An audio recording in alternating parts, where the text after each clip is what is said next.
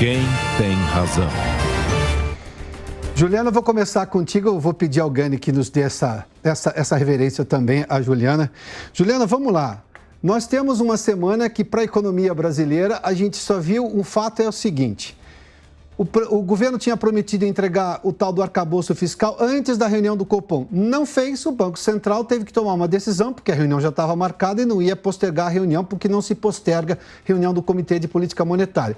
Fez com as informações que tinha. Não bastasse isso, a gente viu de novo o presidente e os seus aliados mais próximos da ala política saírem de novo criticando o Banco Central.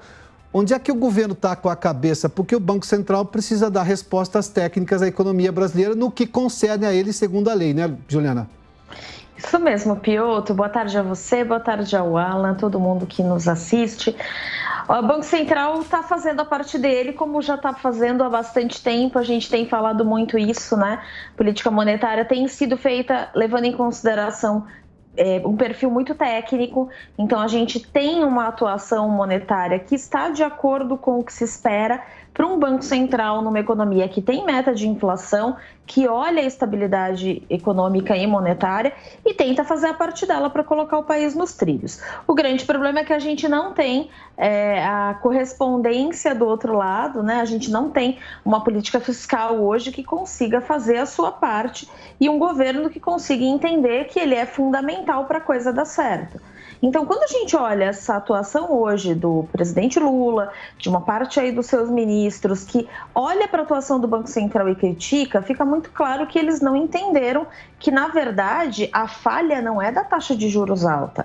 A vilã não é a taxa de juros alta. Na verdade, o grande problema é que a gente tem aí um descompasso tremendo entre uma política fiscal e uma política monetária que não se conversam. E aí a gente tem todo esse cenário aí, infelizmente, bem conturbado, né, que não é só econômico, mas também financeiro, e que mostra um governo que, infelizmente, está negando aí uma realidade que a gente está cansado de ver. Alan, vamos lá, porque a gente não pode esquecer da coisa mais básica. Houve uma promessa do governo, aliás, anunciada aos quatro ventos, ou seja, com uma preocupação muito grande de interferir, de trazer uma informação positiva, de que apresentaria esse regramento fiscal antes da reunião do Copom. Não apresentou, ou seja, não fez o mínimo que se esperava dele. Aí, claro, o Banco Central tem que tomar uma decisão. Isso me parece óbvio. E o Banco Central não pode... eu imagino que o arcabouço fiscal... Como ninguém escreve relatório de reunião dessa maneira. Não se imagina nada, se prevê de acordo com dados que você tem à mão. Esse fato principal, o governo está deixando do lado. Isso é o quê? Não é honesto intelectualmente falando. Perfeito, Pioto. Boa tarde a você, boa tarde a Juliana e a toda a nossa audiência. Toda essa demora vai criando um clima de muita incerteza, de muita instabilidade no país. E a gente já começa a se questionar se de fato tem alguma coisa pronta, porque... Por que essa demora? Então, hora vai ser antes do Copom, aí agora, depois que o Lula voltar da China, depois que o Lula melhorar de saúde. Então, como é que é esse arcabouço fiscal? Existe alguma coisa pronta? E eu arrisco dizer aqui, Pioto, que este arcabouço fiscal irá frustrar o mercado financeiro, irá frustrar aí o conjunto de investidores. Por que eu digo isso? Porque a regra antiga, ela era muito boa. Ela era tão boa que, perante um governo mais populista e mais gastador, eles querem alterar essa regra e vão alterar essa regra, né, de uma maneira muito mais complicada, com questões cíclicas e contracíclicas, quando a regra antiga colocava, de fato, um freio no gasto público. Então, toda essa incerteza vai fomentando ainda mais, né, um caldo de que vai ser um arcabouço fiscal para inglês ver com uma regra de gasto público bastante frouxa, né? Eu vou pegar um aspecto que é básico em economia. O governo está gastando mais do que arrecada. Se ele gasta mais do que arrecada, ele tem que se financiar no mercado. Quando o governo vai pedir empréstimo no mercado, ele vai com a força do governo. E aí, obviamente, esse mercado empresta para o governo e você tem uma escassez de crédito para as pessoas comuns, empresas, enfim, essa coisa toda. Juliana, vamos lá. O governo está ignorando essa regra básica? Porque não adianta ficar batendo no Banco Central em relação à Selic. Os bancos podem praticar outra regra de juros.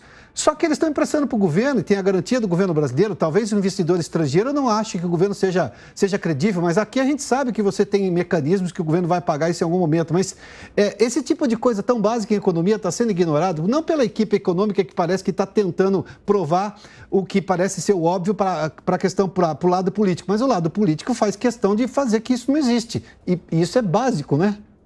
É isso mesmo, Piotr. Isso é básico e, como você mesmo mencionou, os bancos podem ter, inclusive, taxas muito diferentes da taxa básica, né? A gente não paga a taxa básica quando vai fazer um empréstimo. Então, isso já mostra que, apesar dela ser importante para o estabelecimento das outras taxas, os bancos vão ter aí a sua liberdade para realmente definir. Acho que o que o governo ignora muito nesse momento é o fato de que não existe fórmula mágica, né? Parece que a queda da taxa de juros resolve todos os nossos problemas, então eles escolheram aí um bode expiatório para conseguir, de alguma forma, justificar resultados que não estão acontecendo, né? Eu acho que o que eles ignoram é o fato de que o governo precisa ter uma participação muito ativa dentro da resolução do nosso problema. Quando ele coloca quando o governo, né, alguns dos seus ministros, não só o presidente, mas alguns dos ministros, e como você bem mencionou, não todos, coloca a grande responsabilidade da questão em cima da taxa Selic, ou do Banco Central, ou do presidente do Banco Central, na verdade eles ignoram que existe uma necessidade de o governo participar dessa solução. E o governo pode participar dessa solução desde que ele enxergue que ele hoje é um causador desse grande desequilíbrio. E realmente, o que você diz tem muita razão.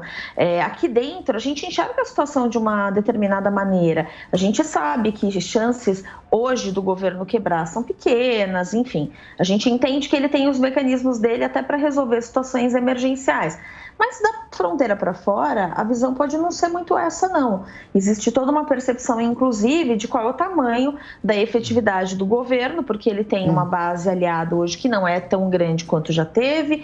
Ele vai ter dificuldades de aprovar várias regras, várias políticas e várias reformas nas casas.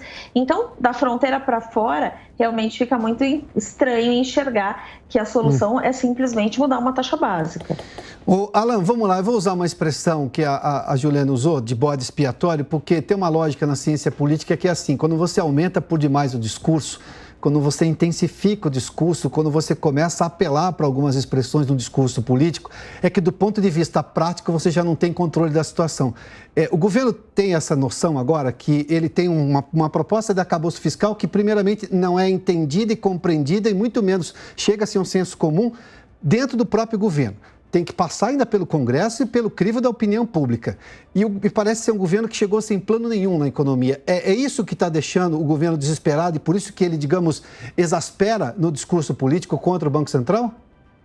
Exatamente, né? O presidente Lula, ele não está acostumado a lidar agora com uma situação aonde ele vai ter que fazer reformas, porque ele pegou um país, quando ele governou ali de 2003 a 2010, ele pegou um país pronto numa conjuntura internacional muito diferente da atual, então ele poderia fazer aí todas as suas bravatas. Agora, a situação, ela requer muito mais cuidado. O mundo mudou, né? É um mundo onde as taxas de juros estão muito mais elevadas, onde o Brasil tem que lidar com o problema fiscal, onde não pode mais errar do lado fiscal, onde a inflação bate na porta do mundo inteiro, e aí ele tem que entregar alguma coisa para a sociedade. O grande problema dele é que não há nenhuma do governo dele, não há nenhuma governabilidade. Qual é a proposta?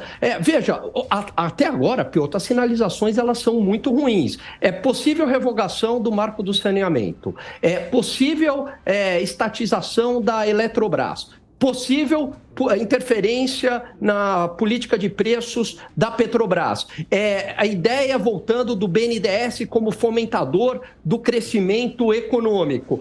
A gente já viu esta fórmula no passado e foi um desastre, que foi o governo Dilma. E essas ideias, elas estão voltando. E aí, como você não consegue entregar nada, como você está perdendo, o mercado financeiro é um sinalizador, porque quando você começa a ver juros lá para cima, dólar subindo e bolsa caindo, é o mercado preocupado, ele está só colocando no preço a preocupação dele agindo racionalmente. Quando a gente vê esse movimento, Piotr, preciso de um bode expiatório. E aí você cria aquela palavra gatilho, né? Sim. A expressão gatilho, meu Deus, o Banco Central, como se tudo resolvesse, se tudo fosse culpa do Banco Central, quando o Banco Central é a única parte do Estado brasileiro que funciona. Alan e Juliana, eu tenho 30 segundos, vou dividir 15 para cada um de vocês, eu vou pedir a gentileza. O que está atrapalhando mais? A ausência de planos concretos do governo, que parece que já vem desde a campanha, imaginavam que não iam ganhar a eleição, ou esse discurso agora de Lula, envolvendo inclusive Sérgio Moro, que ele pede muito do prestígio dele e isso vai ter impacto no Congresso Nacional para aprovar qualquer coisa? O que está atrapalhando mais a economia? O próprio Lula ou a própria ausência de planos do governo? Juliana, 15 segundos, por favor. Acho que hoje o presidente atrapalha bastante tentando ficar à frente do ministério. Ele é o ministro, tá? Não tenham dúvida. Ele que hoje está dando as cartas na economia. Isso atrapalha bastante. E acho que isso atrapalha, inclusive, o fato de a gente não ter hoje um arcabouço fiscal definido. Ele emperra muitas coisas, isso naturalmente faz com que a gente não consiga seguir. O Banco Central citou isso textualmente no comunicado depois da reunião do Copom. A Juliana, lembrou essa história. Está textualmente citado o porquê que o Banco Central via com bastante reserva a possibilidade de queda dos juros, até sinalizou a possibilidade de aumentar. Alan, 15 segundos, a mesma pergunta, por favor. É o Lula, sem sombra de dúvidas. Não é nem o Lula 1, não é nem o Lula 2, é o Dilma 3. Alan Gani, muito obrigado.